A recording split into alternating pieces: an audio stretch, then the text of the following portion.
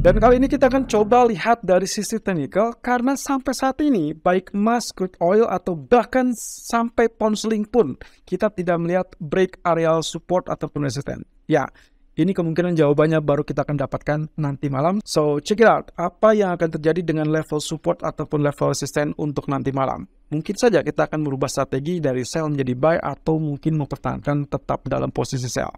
Oke, terlebih dulu kita lihat dari USD Dollar Index. Ya, kita lihat di sini grafik daily kemarin kembali tutup dengan level ataupun candlestick merah yang artinya bearish kembali, walaupun kalau kita lihat ada tail yang cukup panjang di bawahnya. Nah, pertanyaannya, apakah ini menjadi pertanda bahwa dia adalah hanging man atau justru hammer? Ingat, hanging man yang muncul di zona resisten biasanya akan terjadi pola penurunan. Tapi kalau ternyata ini adalah disebut dengan hammer yang muncul di zona support, maka kita sebagai sinyal untuk potensi kenaikan. Nah, hal tersebut tentunya akan cenderung baru dapat jawabannya nanti malam. Jadi perhatikan saja areal support yang ada di area 100.852 atau area resisten di area 101.924. Mungkin salah satu area tersebut akan disentuh atau bahkan ditembus, tapi semuanya akan kaitannya dengan jawaban, yaitu terkait dengan data GDP. Nah, terkait dengan grafik H4-nya sendiri, kalau kita perhatikan, pergerakannya juga kecenderungannya mulai melandai atau dalam hal ini mengalami penurunan, tapi kita lihat lebih detail. Ya, sebelumnya dia sempat tembus dengan area resistance trendline yang berwarna hitam, kemudian dia terkoreksi, lalu kemudian dia tertahan di zona resistance 102, perlahan lebih landai dan juga resistennya lebih turun lagi, dan bahkan level support atau level low-nya juga lebih rendah. Nah, pertanyaannya apakah sanggup kembali dia turun di bawah zona trendline hitam ini atau justru terpantau? Itu yang akan kita cari jawabannya nanti malam. Jadi perkiraannya mungkin saja dia akan bergerak melandai seperti itu, tapi kemudian dia langsung rebound. Ini dengan catatan kalau ternyata level support ini tidak berhasil ditembus kembali. Dan itu berarti dengan catatan pula bahwa GDP-nya kecenderungannya secara menunjukkan lebih kuat atau lebih solid. Nah, sebaliknya bisa saja yang kita lihat adalah terus tergerus dengan pola penurunan, dan itu berarti potensi penurunan di bawah level support ataupun yang kita sebut dengan trendline kita. Ya, ini kalau misalnya dilihat berarti ada kecenderungan untuk potensi turun kembali di bawah 101.00 atau bahkan 100.50. Kembali dengan outlook dari US Treasury Yield-nya, kemarin ternyata pergerakannya relatif berbalik, teman-teman. Kalau teman-teman lihat di sini, setelah dia tembus dari trend channel, berarti dia dalam tekanan, tapi ya kita bisa hapus di sini level support ataupun level resistance yang sebelumnya. Tapi kalau kita lihat dari horizontal line, maka ini sedang terjadi pola, katakanlah mungkin rebound dari level support tersebut. Jadi apakah nantinya akan terjadi kenaikan? Semua akan terjawab di malam hari. Apakah mampu dia tembus 3,517 atau justru tembus di bawah 3,4%. Jadi ini masih tetap mengambang dan kita anggap saja semua akan ditentukan oleh data nanti malam. Dan kembali kita lihat di sini pound sterling sedang mengalami koreksi di 1.2465. Kalau kita perhatikan dari grafik daily chart, kecenderungannya kemarin memang terjadi rebound dan ditutup dengan bullish candle. Real body berwarna putih tapi dengan tail atas yang cukup panjang. Ya, sementara bagian bawah cenderung tipis dan kita anggap kemarin adalah terjadi koreksi ataupun konsolidasi. Tapi masalahnya, apakah ini sudah mencerminkan pola bullish yang lebih maksimal atau tidak? Kita juga belum tahu, karena kalau Anda perhatikan 1, 2, 3, 4, 5, 6, 7, 8, 9 hari berturut-turut dia kecenderungannya terbatas atau tertahan di zona kisaran 1.2360-an sampai 1.244 atau 1.2540 lebih tepatnya. Jadi kita baru akan dapat jawabannya setidaknya nanti malam, tapi yang paling lama mungkin 2 minggu ke depan, karena kita baru akan mendengar kebijakan dari BOE. Atau mungkin saja mengandalkan apa yang dilakukan oleh Fed minggu depan. Jadi kita batasi pergerakannya kemungkinan apakah dia tembus 1.2540-an atau tembus di bawah 1.2350-an. Selama area tersebut tidak tembus, maka kemungkinan potensinya yang saya khawatirkan adalah dia akan terombang-ambing di kisaran zona tengah tersebut, dan kita belum akan mendapatkan pola yang sangat jelas dari pound sterling.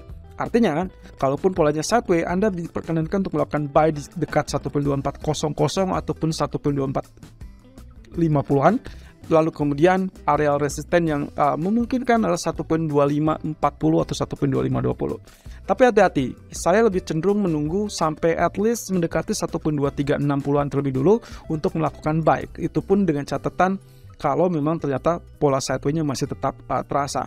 Tapi juga jangan lupakan bahwa kita kemarin mencurigai ini masih bisa membentuk pola yang kita sebut dengan head and shoulder. Mengingat zona tengah, bagian tengahnya high-nya lebih tinggi daripada bagian sisi kiri ataupun sisi kanan. Nah, itu berarti kita membutuhkan kecermatan dan juga kesabaran. Apakah dia mampu untuk tembus level neckline, support 1.2350 apa tidak? Dan semua ini masih belum dapat jawabannya. Hati-hati saja, di grafik H4-nya kalau kita perhatikan, saya mengambil zona trend channel, saya tarik dari titik ini sampai ke titik yang kedua, lalu kemudian Anda extend. Ya, Anda bisa melakukannya seperti demikian.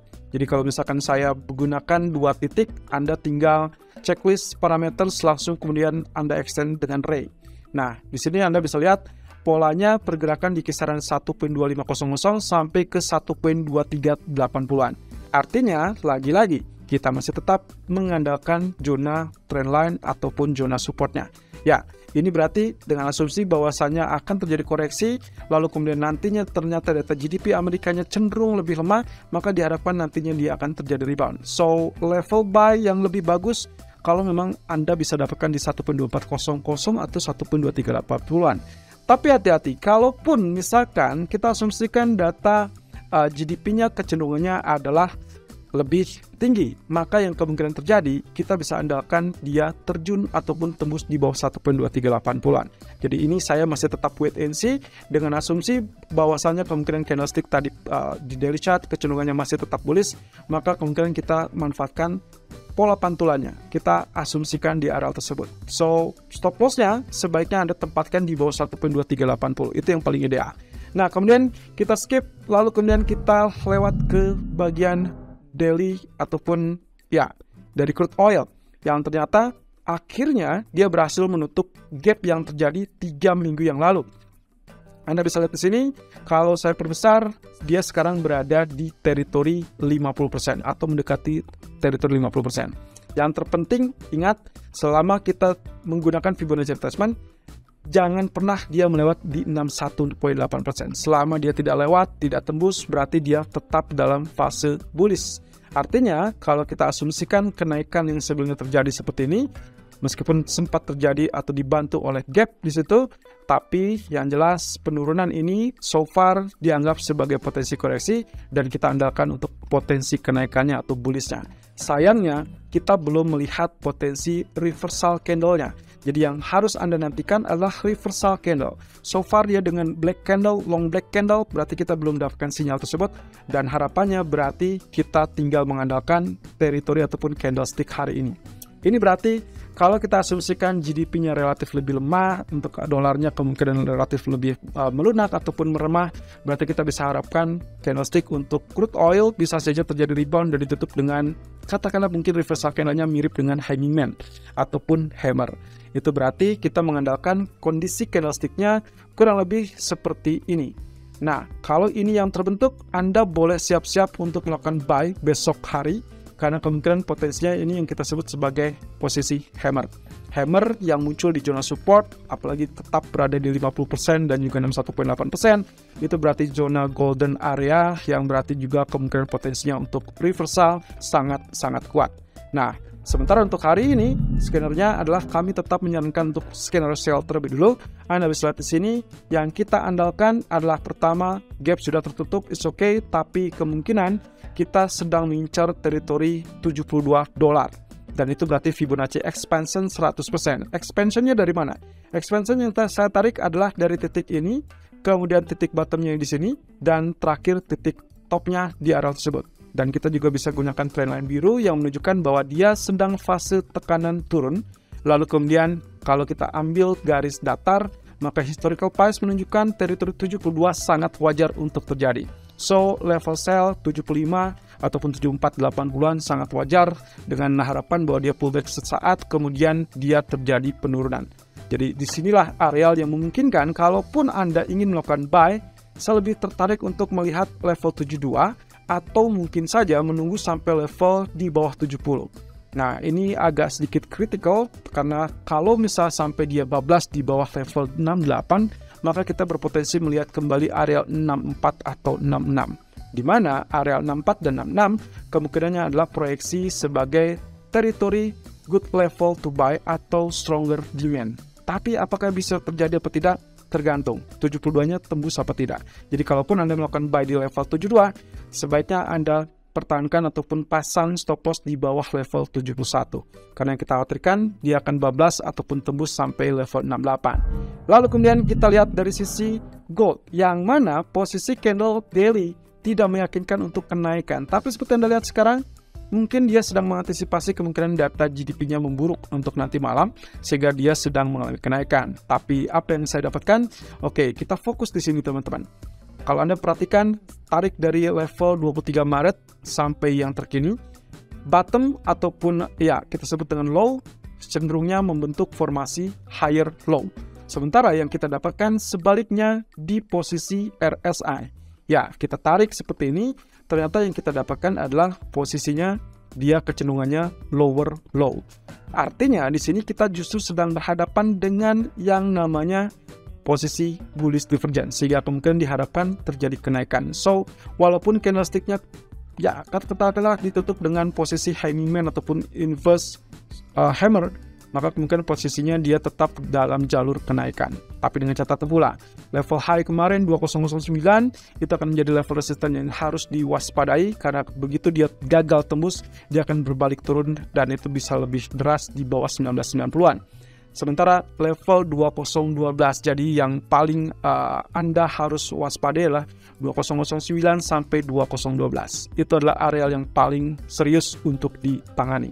Kalau ternyata berhasil tembus, oke, kita kemungkinan target berikutnya akan berada di kisaran 2020-an, yaitu berarti di kisaran 2021, 2024.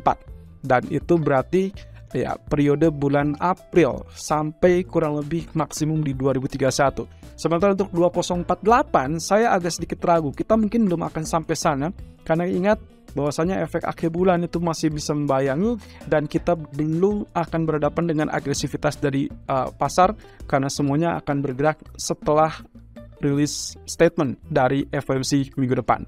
Nah, terkait hal tersebut, maka sangat layak kalau kita lihat dari grafik H4-nya sendiri, potensi pergerakannya masih tetap dalam jalur triangle. Jadi yang saya khawatirkan nantinya justru terjadi penurunan, rejection di zona 2005 ataupun 2009 atau bahkan mungkin di 2013. Yang jelas, false breakout sangat memungkinkan, tapi semua tersebut bisa saja gagal kalau ternyata data GDP nanti malam betul-betul secara mengejutkan di bawah 2% dan kita harapkan dia naik di atas 2013. Jadi hati-hati teman-teman, walaupun misalkan untuk saat ini skenario pertama tadi pagi kita melakukan sell di kisaran 1995-1997, ternyata sudah sentuh SL-nya, saya lebih baik skip, saya hold posisi, saya tidak akan entry terlebih dulu, saya tunggu sampai nanti malam rilis data.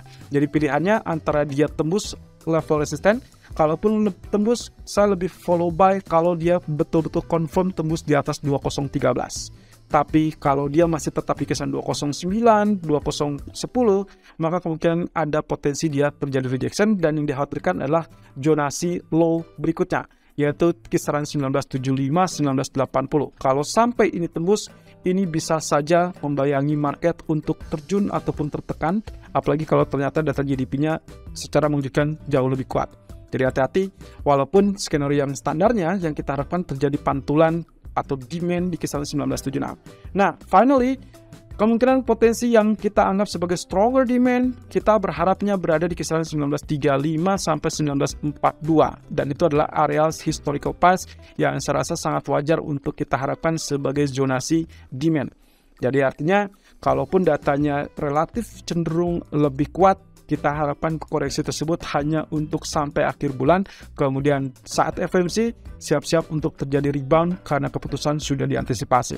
Dan di akhir H1 juga menunjukkan pola yang relatif sama. Ya, jangan lupakan compare dengan apa yang sempat kita ulas di bagian fundamental, karena di sana kita sisipkan juga skenario yang mungkin kita harus lakukan saat terjadi ataupun rilis data GDP. Bisa saja hari ini adalah jawaban dari semua pertanyaan, apakah emas bisa turun di bawah 1960 atau malah rebound kembali dan naik di atas 2013. Jadi hati-hati teman-teman, baik emas ataupun pound sterling atau bahkan crude oil sekalipun, semua akan bergantung kepada data GDP nanti malam.